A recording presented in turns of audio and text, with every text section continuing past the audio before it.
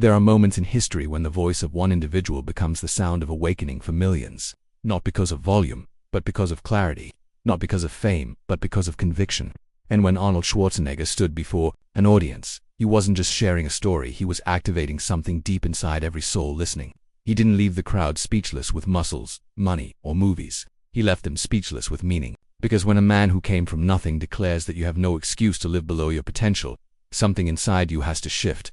He was not born into success. He was born into post-war poverty in a small Austrian village. His father was strict, opportunity was scarce, and the American dream was nothing more than a rumor from a distant land. What when he saw a bodybuilding magazine for the first time, something awakened within him. He didn't just see muscles, he saw possibility. He didn't speak the language of the dream, but he heard the language of purpose. And purpose needs no translation. It doesn't require a passport, a diploma, or permission.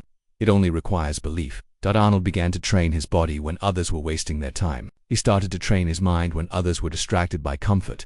He was committed before he was congratulated. And every repetition, every sacrifice, every early morning was not a punishment, it was a prophecy in motion. People saw his discipline as obsession, he saw it as obedience to a higher calling. And while others asked, "Why are you working so hard?" he asked, "Why are you not?" The world rewarded his results, but heaven had already endorsed his resolve. He arrived in America with barely anything but his vision. He didn't speak fluent English, he had no status. But what he had was more powerful than resources. He had reason, and when your reason is strong enough, it will stretch you beyond every excuse. He trained harder than the competition, learned faster than his peers, and knocked on doors that people told him would never open. The same industry that rejected him for his name, his accent, and his body eventually paid him millions for the very same reasons. Why? Because he refused to allow the opinions of others to define his capacity. He knew something many still struggled to accept. Critics don't determine your future, your commitment does. Every level he reached wasn't just about winning titles. It was about overcoming mindsets. Mr. Olympia wasn't just a trophy, it was a statement, a declaration that a small-town immigrant can rise to the top if they refuse to settle at the bottom. Hollywood wasn't just about the cabaret, it was about shattering the lie that only certain people are meant to succeed. Becoming governor wasn't just political, it was spiritual, because leadership begins when service becomes greater than self. He wasn't chasing fame. He was chasing impact. And yet, his life is not about the spotlight, it's about the source. Where did this fire come from? What made him keep going when others quit? The answer is hidden in something deeper than talent. It was conviction, an unshakable belief that his life was supposed to mean something more than survival. He believed in legacy. He believed in purpose. And he believed that every person, no matter their background, was created to rise. That's why his words leave people speechless, not because they're poetic, but because they pierce the illusion that success is reserved for the lucky. Arnold's story reminds us that destiny is not inherited, it's activated. That the journey to greatness is not a straight line, but a series of decisions to keep going. And when he stood before the audience and said, "There is no plan B," it wasn't motivation, it was a mandate. Because having a plan B is a confession that you don't fully believe in plan A, and the universe never funds indecision. He burned the bridges behind him. Not to be reckless, but to be committed. To give his future no way to escape the pressure of progress. You cannot hear Arnold speak and walk away with the same excuses. You cannot witness the consistency of his discipline and still believe that your circumstances are too hard. Because he didn't come from more than you, he simply believed more than you. And belief is the breeding ground of transformation. He turned his pain into power, his rejection into fuel, his lack into leverage. He didn't cry about being overlooked. He outworked until he couldn't be ignored. And yet, the greatest proof of his success is not his wealth, fame, or titles. It's the fact that he used his platform to lift others. That he mentored, inspired, and spoke life into the next generation. Because true greatness is never selfish. It multiplies, it serves, it gives. The final stage of influence is not applause, it's contribution. And Arnold understood this. He left the crowd speechless, not by flexing his success, but by revealing that their success is possible too. Vision is the womb of greatness. It is the invisible seed from which all visible achievements are born. Every skyscraper, every symphony, every world-changing invention, every powerful speech, and every life-altering movement began not in the hands of men but in the heart of visionaries. Vision is not eyesight, it is insight. It is the ability to see what is not yet there, to imagine what is possible before it becomes probable. Vision is the ability to stand in the present and look into the future with conviction, with purpose, with a sense of divine urgency. Vision allows you to live today as if tomorrow already exists. Without vision, people merely exist. They drift. They react to life instead of commanding it. They follow trends instead of setting them. They wait for permission instead of walking in purpose. But when vision is alive within a person, they become unstoppable. They become dangerous to mediocrity. They become immune to criticism. They become deaf to distractions. Vision does not wait for conditions to be favorable. Vision commands the atmosphere to align with its assignment. That is why the most powerful people in history were not the strongest or the smartest but the clearest in vision. They knew what they were born to do and refused to die until it was done. Vision gives pain a purpose. Without vision, pain is pointless. But with vision, pain becomes fuel. It becomes training. It becomes preparation for something greater. When you have vision, you don't interpret hardships as setbacks, you interpret them as setups. Vision, it gives you the grace to keep going when nothing around you makes sense. It gives you the strength to endure loneliness, to rise above betrayal, to fight through fatigue, and to silence the inner voices that scream for you to quit. Vision is the womb of greatness because it conceives endurance, determination, and courage. And just like a womb, vision holds potential in secret until it is ready to be revealed. People often look at greatness and think it happens suddenly. They see the spotlight and forget the struggle. They see the results and forget the roots. But greatness is always born in silence. It is conceived in the invisible place of vision. Before the stage, before the success, before the applause, there was a moment of clarity in a quiet room, a moment when a person dared to believe in what others couldn't see. That moment, that vision, became the seed. And that seed became the womb. And over time, through sacrifice, patience, labor, and rejection, that vision grew until the world had no choice but to witness its birth. Vision separates the average from the extraordinary. It separates the busy from the effective. Many people work hard, but few people work with direction. Vision gives your energy a focus. It tells you what to say yes to and what to say no to. It informs your habits, your schedule, your relationships, your discipline. It becomes the compass by which you navigate opportunities and avoid distractions. Without vision, time is wasted. But with vision, time becomes a weapon. Every minute becomes meaningful. Every step becomes intentional. Vision turns daily routine into divine preparation. The womb of greatness is not a place of comfort. It is not easy to carry a vision. It stretches you, it changes you, it isolates you. You carry something inside you that others can't see, so they won't understand. They may laugh at your dreams, question your decisions, and walk away when you need them most. But vision does not require agreement, it requires commitment. You don't need the crowd to believe in you. You need the conviction to carry what was entrusted to you. And when the time is right, what's been growing in the dark will speak in the light. What's been hidden in silence will be shouted through. Success. Great leaders, creators, and pioneers all carried vision like a pregnancy. They walked differently, thought differently, lived differently not because they were strange, but because they were expecting. Expectation changes posture. Vision changes how you move through the world. When you're carrying something great, you stop engaging in what's petty. You stop competing with people who aren't even running your race. You stop explaining yourself to those who were never assigned to understand you. You don't have time for distractions because destiny is calling. Vision is not about where you are, it's about where you are going. It doesn't consult your current conditions. It doesn't ask for your resume. It speaks directly to your potential. And that is why vision can live in a homeless person and be absent in a billionaire. It is not about what you have. It's about what you're becoming. Vision is internal wealth. It is the treasure of the soul. And when guarded, nurtured, and honored, it eventually creates external impact. The greatness that people celebrate outwardly was always first born inwardly. Discipline is the seed that grows your future.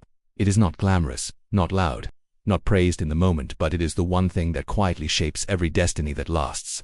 While talent may open a door, and luck may open too, it is discipline that keeps the door from closing in your face. Discipline is the silent architect behind every great structure, the unseen root beneath every strong tree. Without it, dreams remain fantasy. With it, vision becomes legacy. The future does not respond to wishes, emotions, or ambition. It responds to the law of discipline. What you consistently do shapes what you eventually become. You cannot sow laziness and expect a harvest of excellence. You cannot plant procrastination and reap success. The world will always reflect what you repeatedly give to it. Discipline is the seed because it contains within it the power to reproduce results long after the feeling of motivation is gone. Motivation may get you started, but it is discipline that keeps you going when the motivation dies. It is easy to work when you feel inspired, but discipline asks, can you still show up when no one is clapping, when no one is watching, when nothing seems to be changing? The future rewards those who are faithful in silence. Every person who left a mark on history had days when they didn't feel like doing the work, but they did it anyway. That decision, made again and again, is what shaped their future. Discipline is not about punishment, it's about alignment. It aligns your daily actions with your greater purpose. It teaches your body, your emotions, your impulses, and your mind to submit to your assignment. Discipline requires the ability to delay pleasure for a greater promise. It's the ability to say no to what feels good now in order to say yes to what will feel great later. Most people want the crown but not the cross, the reward but not the responsibility. They want success without structure, But discipline is the price you pay for freedom. It may look like restriction in the moment, but it creates the capacity to live freely in the future. A disciplined life is a life under control, not under pressure. When you master discipline, you no longer wait for the mood to be right. You make the move regardless of the mood. Your habits are the daily expression of your discipline. What you do every morning, every night, every weekend, it all adds up. And here is the truth that many ignore. Your future is hidden in your routine. Discipline says you don't rise to the level of your dreams. You fall to the level of your systems. You can have the greatest desire in the world, but if your habits don't match your hopes, you will remain stuck in the cycle of frustration. Discipline teaches you that breakthrough is not one big moment. It's the result of hundreds of small decisions that compound over time. Discipline doesn't shout, it whispers. It whispers when your alarm rings at 5 a.m. and your bed feels too warm. Whispers when you're offered distraction in the form of entertainment, but your assignment still waits to be completed. It whispers when temptation tries to justify just one more day of delay. And if you learn to listen to that whisper, you will begin to see results that others only dream about. Because while others are entertained, the disciplined are advancing. While others are celebrating the weekend, the disciplined are building a future that won't need to escape. Discipline creates consistency, and consistency builds credibility. The reason people don't trust their own potential is because they keep breaking promises to themselves. They say they'll start tomorrow. They say they'll finish by Friday. They say this will be different, but every broken commitment eats away at their confidence. Discipline restores that confidence. It teaches you to trust yourself again. Every time you keep your word, even in the smallest ways, you prove to yourself that you can be trusted with something bigger. Discipline multiplies. It starts with something small, making your bed, finishing your workout, reading a chapter, and it begins to reshape your identity. You stop being someone who wishes and start being someone who works. There is no harvest without a seed, and there is no future without discipline. The future you want is not found in the distance, it's hidden in today's decisions. What you do right now is either building the future you've prayed for or the one you'll regret. Time is neutral. It doesn't care who you are. It only magnifies what you repeatedly do. Discipline ensures that what time magnifies works in your favor. It turns 5 years into fruitfulness instead of failure. It makes the difference between someone who ages and someone who matures. It doesn't make life easier, it makes you stronger. Rejection is not the end, it's a redirection. It feels like a closed door, a painful pause, a detour that delays the dream. But in truth, rejection is a divine steering wheel, turning you away from what isn't meant for you and guiding you towards something greater. The sting of rejection is real, but so is the wisdom behind it. Often what we interpret as failure is really the unfolding of a bigger plan, one we couldn't have seen in the moment. Rejection hurts because it interrupts expectation. You applied for the opportunity, you prepared for the yes, you gave your best, and yet the door still closed. But what if that door was never supposed to open? What if the denial wasn't a punishment, but protection? Most people take rejection personally, believing it means they are not good enough, not talented enough, not worthy of success. But rejection is rarely about worth, it's about alignment. Life doesn't always give us what we want, it gives us what we're ready for, what we're called to, what we're being shaped for. Rejection can look like failure, but it's often the gateway to clarity. The person who walked away, the job you didn't get, the offer that was withdrawn, they were all chapters that were never meant to be part of your final story. And the sooner you learn to see rejection not as a loss but as a lesson, the sooner you'll stop fearing it and start respecting it. Every successful person you admire has faced rejection. Every inventor, every artist, every leader, every entrepreneur, all have stories of being told no, of being dismissed, of being laughed at, but they didn't stop. They didn't treat rejection as the end, they used it, they grew from it. They let it teach them, sharpen them, drive them. The world may have said no, but they said yes to themselves. And that's the secret. Rejection only has power if you give it authority. When you understand that no one's opinion can cancel your destiny, you stop allowing rejection to paralyze your progress. Sometimes rejection is necessary to reveal what truly matters to you. When something is denied to you, it forces you to examine your motives, your vision, your values. It makes you ask, do I want this because it's truly part of my purpose, or because it feeds my ego? Do I want this because it aligns with my calling, or because it makes me look good? Rejection strips away illusions and exposes what's real. It challenges you to redefine your goals, refine your path, and recommit to what matters most. It doesn't just change your direction, it changes your depth. Rejection is often the resistance that builds your resilience. Like muscles torn in training, your character grows under the pressure of setbacks. The first rejection might shake you, the second might silence you, but the third teaches you that rejection is survivable. You realize that pain doesn't kill purpose, disappointment doesn't erase destiny, and even when the world says no, your inner fire can still burn bright. Resilience is not developed in comfort, it's forged in the furnace of rejection. And every time you get back up, you are proving to life, to others, and to yourself that your value is not negotiable. The truth is, sometimes you outgrow what you once thought you needed. That job, that relationship, that dream, it may have made sense in a previous season, but not in the one you're stepping into. Rejection is a signal that something greater is ahead, something more aligned with who you are becoming. You are not the same person you were when you first had that dream. You've grown, learned, evolved, and now, that old door cannot contain your new capacity. Rejection doesn't just protect you from settling, it provokes you to rise. Many people fear rejection so much that they stop trying, they stop applying, stop creating, stop believing. But the real tragedy is not being rejected, it's rejecting yourself before anyone else can. It's saying no to your gift, to your calling, to your voice. The world may reject your idea, but don't you dare reject your own potential. You weren't created to fit in every room, to be loved by every person, to succeed at every attempt. You were created to fulfill a unique purpose, and that path will include moments of silence, setbacks, and closed doors. But closed doors aren't curses, they are cues to pivot, to pray, to prepare for what's next. When you look back on life, you'll realize that some of the best things that ever happened to you came right after rejection. You didn't get accepted, but you found your true calling. You were overlooked, but it taught you to build your own table. You were left behind, but it forced you to move forward in faith. Rejection didn't ruin you, it revealed you. It showed you what you were really made of. It awakened strength, creativity, boldness, and a level of purpose that comfort never could. Purpose will fund what people won't.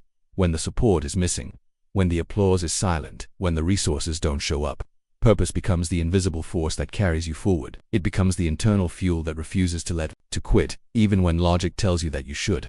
There are moments in life when every door will be closed, every friend will be unavailable, and every opportunity will seem far away.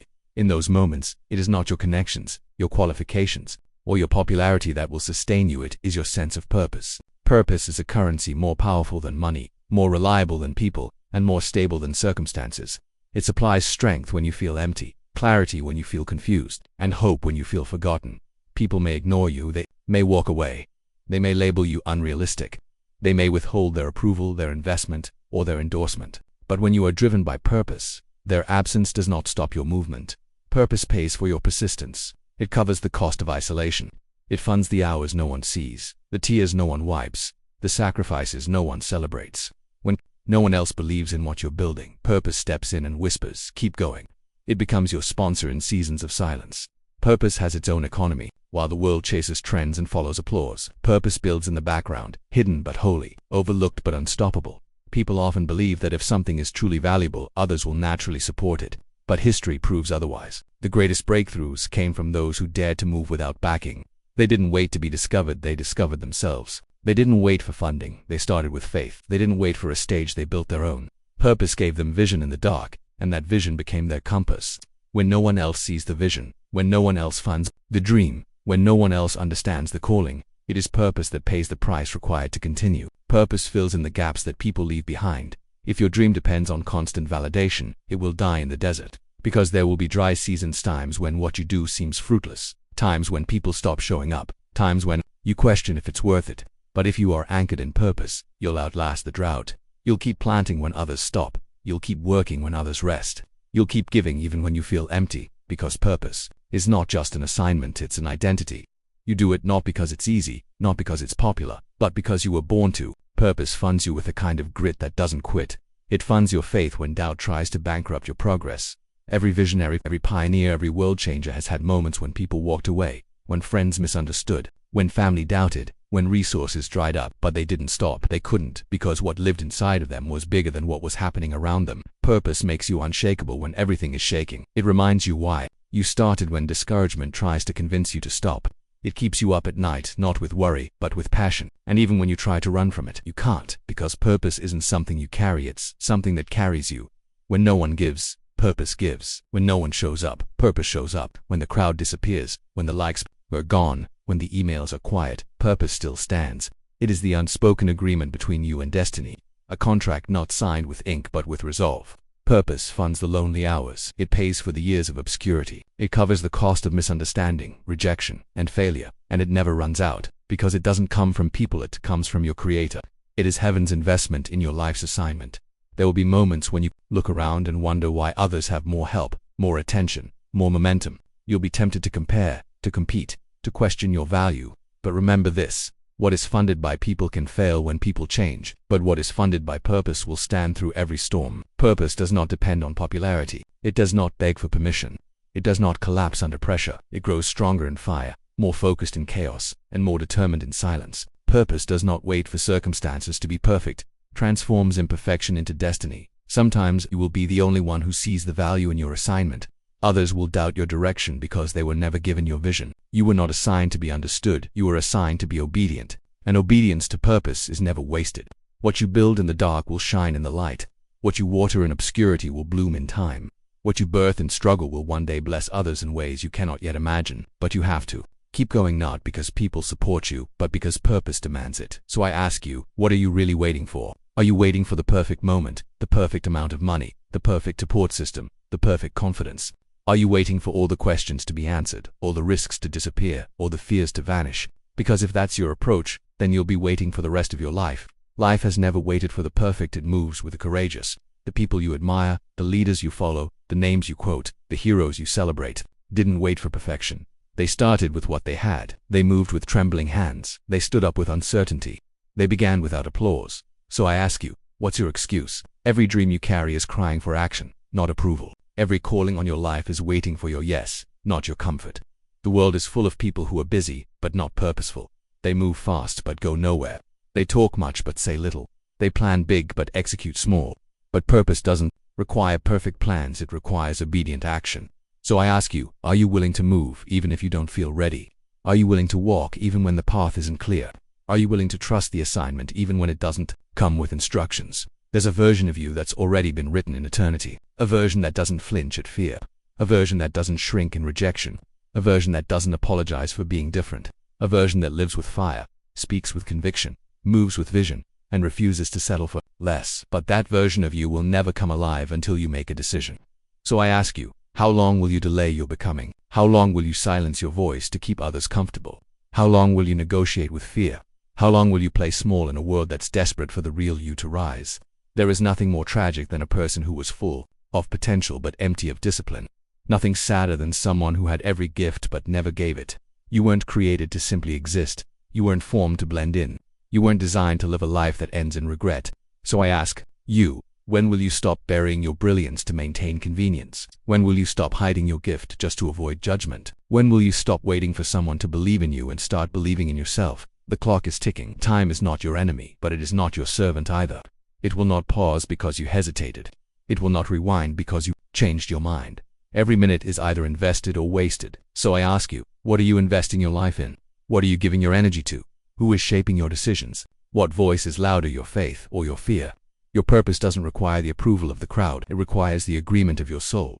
You already know what you're called to do. You already feel the pull. You already sense the responsibility. But you've let too many opinions, too many doubts, too many delays block the doorway.